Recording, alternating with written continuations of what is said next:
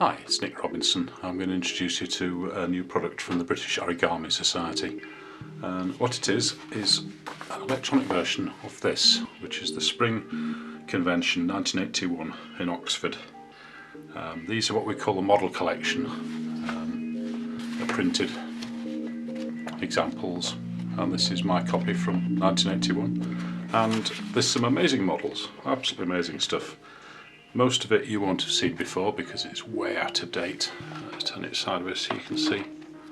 And it's a bit too expensive to print hard copies, so what we do is we scan this and we make a PDF which you can download for a really cheap price.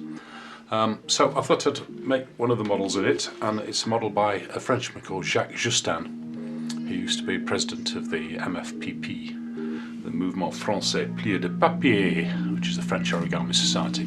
And this is design. It's called a star on a star, and it's kind of like the shuriken throwing star, but it's a nice little design. This is made from the small example of the traditional Korean pattern paper, which you can buy from Colour Tree. I've used a slightly larger sheet which I've trimmed down to make it the right size for me. This is from the jumbo embossed traditional Korean pattern paper, which again you can get from Colour Tree. So we're going to start with the plain side upwards. In this case it's green, and we're going to fold in half both ways. It's quite thick, this paper, which is good. It gives it a nice pleasing sort of rigidity. Then we open out, turn around, and we're going to fold in half the other way. Now we're going to open out, turn over, and we're going to put in all the other eighth creases. So in fact what I'm going to do is keep it folded in half, so I've got an edge there. And I'm going to put in the quarter crease and the eighth crease. Do that on both sides. Doesn't really matter how you do it, this is just one way of putting in eighth creases. Then open out, and we can fold to the opposite quarter crease to get the inside 3/8 crease. Doing this fairly quickly because you don't really need much instruction in folding eighths, I hope. So that's in one direction, and we're going to do the same in the other direction. So we start with the quarter creases.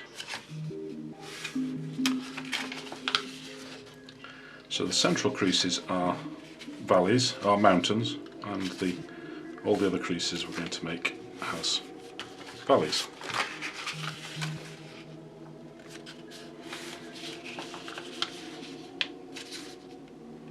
Sometimes it's a bit tricky to see where creases are on pattern paper, but if in doubt, just fold the paper over slightly and you've got an edge to fold to there. You can use that as a guideline.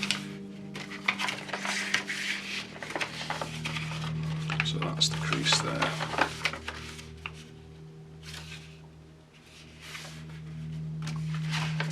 So there we've got eighth creases in both directions. Now we're going to turn over to the coloured side, and we're going to make an internal square, and it's going to pass through this 1/8 crease here. So in order to do that, we let's fold over the 3/8 crease, and we're folding there, but we're not going to put it all the way to the edge, we're going to put it inside. So it's going to go from there to there. And we'll do this on both sides. It doesn't matter if you go too far, you can crease all the way if you wish, but I always think it's kind of nice just to put creases in exactly where you want them. So let's fold the other 3/8 down, and we'll do the same here.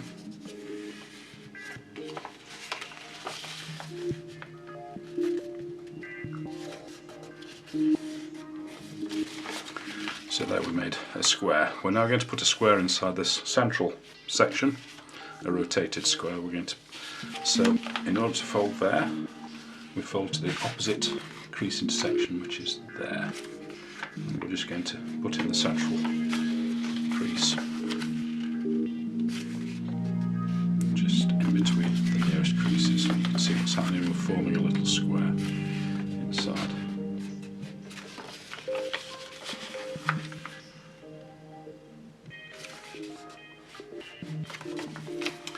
So there. Right, those really most of the creases we need to actually start folding. And this is where it gets a bit more interesting. We're going to turn the paper over and we want to raise this central section like that. So that's the basis for the fold. And we're going to fold over. We've got a mountain crease here and a valley crease here. We're going to put both those in. And this top section becomes a valley there. So it's mountain, valley. So start to put those creases in all the way around. You can see the paper is starting to go where we want it, which is always nice. And because this paper is slightly crisper, it helps us do this.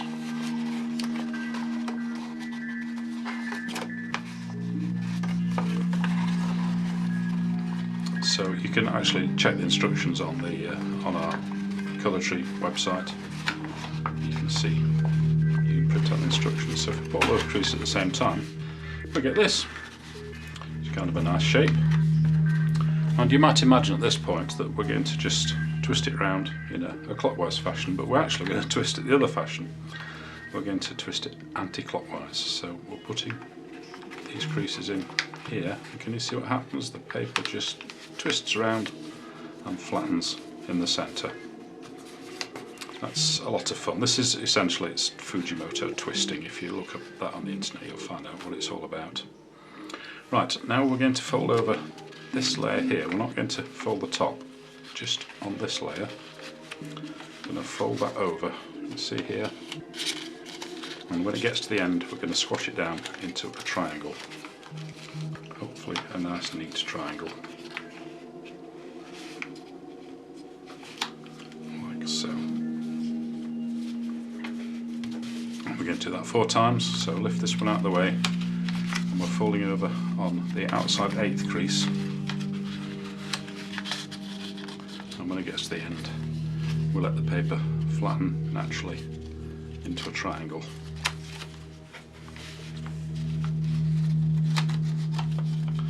Flip it over there.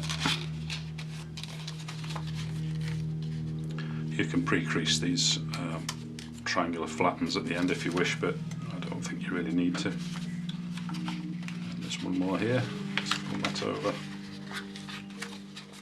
You can see it more or less forms itself.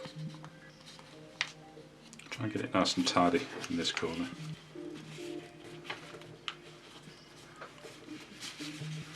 Okay, so we have this shape now, which is kind of nice in itself, but we're going to take it a stage further.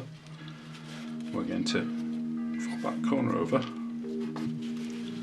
and then we're going to lift up this flap and flatten that into a triangle. So that's going to flatten down so. And this piece is going to go under the first layer. It's going to tuck inside there. So fold the corner over, lift it up, squash it flat, and then tuck that underneath. So I think this is quite a clever design, considering it goes back to 1981, which is a long time ago for probably some of you younger viewers. Probably don't even remember the last century, but us older folk do, so we'll just make sure that's going to go nice and neatly inside there.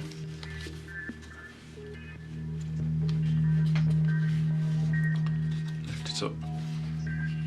And because these have rotational symmetry, we're actually doing the same move 4 times, so we get to practice it 4 times as we're doing it. And that is the completed model. I think that side looks nicer, but it's entirely up to you. So that's made from a slightly larger piece. This one is made from the more standard size. And the design, as I say, is by Jacques Justin, and you can find it on this page.